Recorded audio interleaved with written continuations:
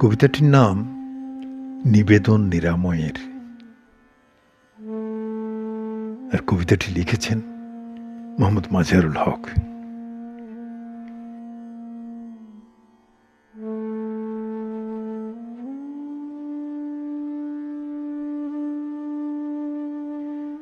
একই নক্ষত্র যেমন সময়ের ব্যবধানে উষ্ণতার তীব্রতা হারায়, এই আপেক্ষিক বাস্তবতার মতো তেমনি কোনো এক সফলতা আমাকে বারবার পরাজিত করে দেয়।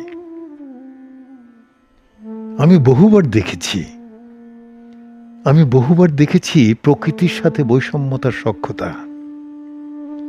আমি বহুবার শুনেছি হরিণ শিশুটির আর্তচিৎকার, মাতৃহারা মাছরাঙাটির মাতৃস্নেহ পাবার আকুতি।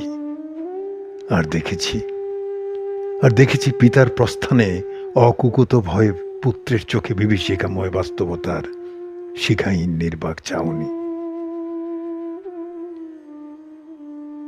আমি বহুবার শুনেছি ঘন কালো মেঘেদের গর্জন, দেখেছি শীতলতার গন্ধমাখা ঝুম বৃষ্টির বর্ষণ।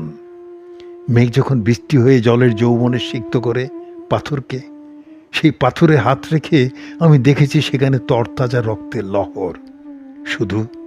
শুধু হেমোগ্লোবিনের অনুপস্থিতিতে পাথরকে করে রেখেছে তুষারের ন্যায় শুভ্র এক স্নিগ্ধ গ্লেসিয়ার।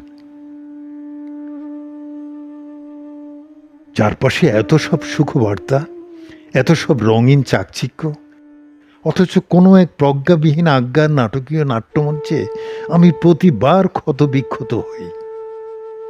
আমার অস্বচ্ছ আঁধারের স্বচ্ছ নীরবতা রাতের নিস্তব্ধতাকে করে তোলে আরো শব্দহীন, আরো বিদঘুটে এক কালো ঘোড়া। সেই কালো ঘোড়ায় ভর করে আমি ঘুরে বেড়াই তোমাদের কৃত্রিম আলোয় আলোকিত বিষাক্ত শোধনাগারে শোধিত বিশুদ্ধ বসুন্ধরার বুকে।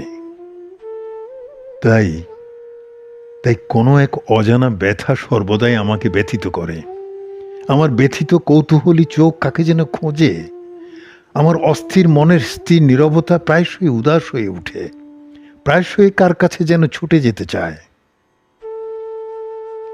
কার কাছে যেন এতটুকু স্বস্তি খোঁজে, এতটুকু শুদ্ধতা চায়। কেবল এসব অশুদ্ধ শুদ্ধতা থেকে নিরাময় হতে, এসব অশুদ্ধ শুদ্ধতা থেকে নিরাময় হতে।